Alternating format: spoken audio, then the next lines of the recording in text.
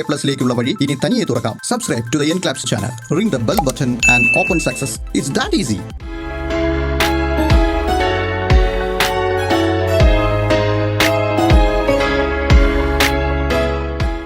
That was Moscow, the capital city of Russia. Oh, Vanka lives in Moscow. For Vanka, who is just 9 years old, Moscow is a big town with many gentlemen's houses and lot of horses.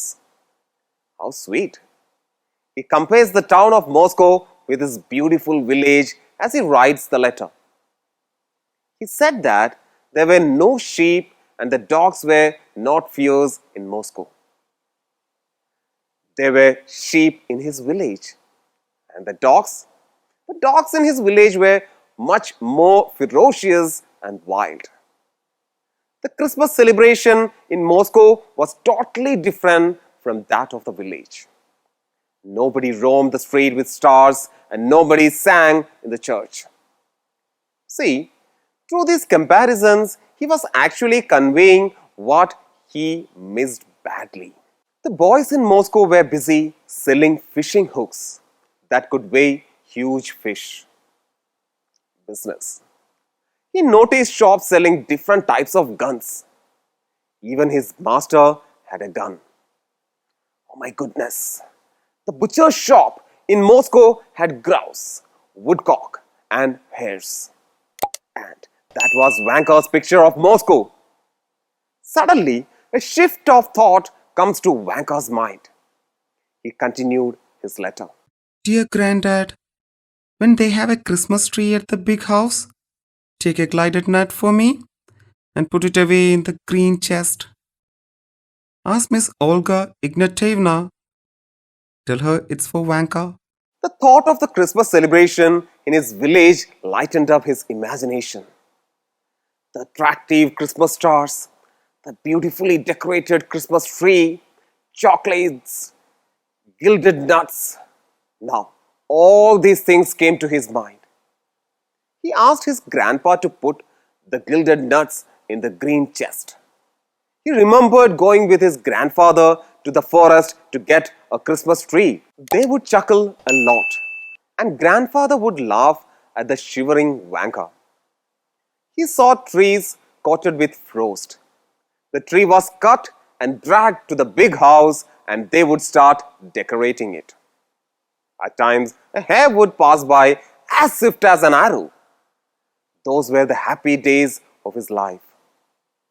Vanka then fondly remembered someone, Miss Olga Ignatievna, a member of Zivarev family. Miss Olga Ignatievna is my favorite.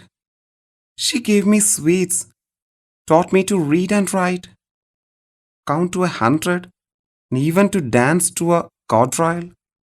My mother, Pelagea, was in service at the big house as a maid to Miss Olga. But when my mother died, I was sent by my grandfather to Moscow as an apprentice to a shoemaker. So, that's how Vanka reached Moscow. Can you imagine the mental state of this poor child?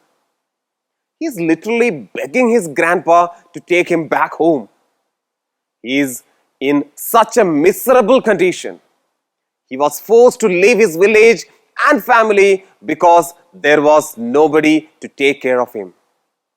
The only option left now was to convince his grandpa of the miseries he was going through so that he would be taken back home. The cruelties of his master went beyond limits at times. One day, Vanka was beaten on the head with the cobbler's last and he fell down. What a cruel master he has! I think this is more than enough for Grandpa to understand his miserable condition, isn't it? Vanka decided to wind up the letter. Yes, he conveyed his love and regards to his grandpa and also to his beloved villagers. He also made a final request to his grandpa not to give his concertina to anyone.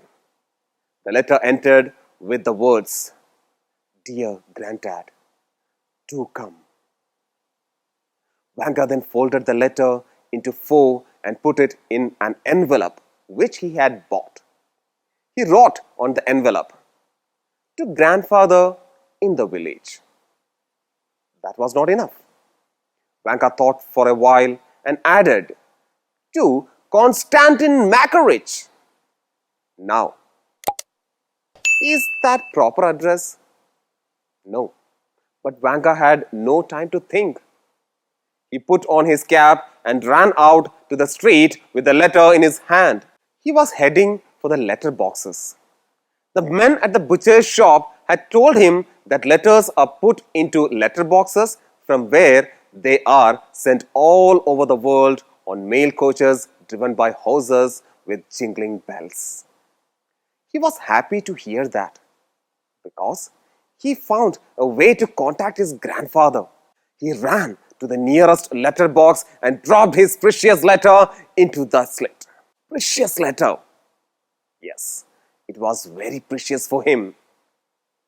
Do you think Vanka's letter will reach his grandfather? No, the letter did not have a proper address. In fact, the poor boy had no idea of how the address should be. The chances are less that the letter would reach his grandpa. We know that. But what about Vanka? Vanka was sure that the letter would reach his grandpa. His mind was full of rosy hopes of going back to his village. And that night he slept peacefully. In his sleep, Vanka dreamt of grandfather sitting on the stove ledge, reading the letter to the cooks, and eel walking backwards and forwards wagging his tail. So that was his dream, a colorful one. But we are somewhat sure about what might happen to a letter without a proper address. Will there be any means by which the letter could reach grandpa? I don't see a chance.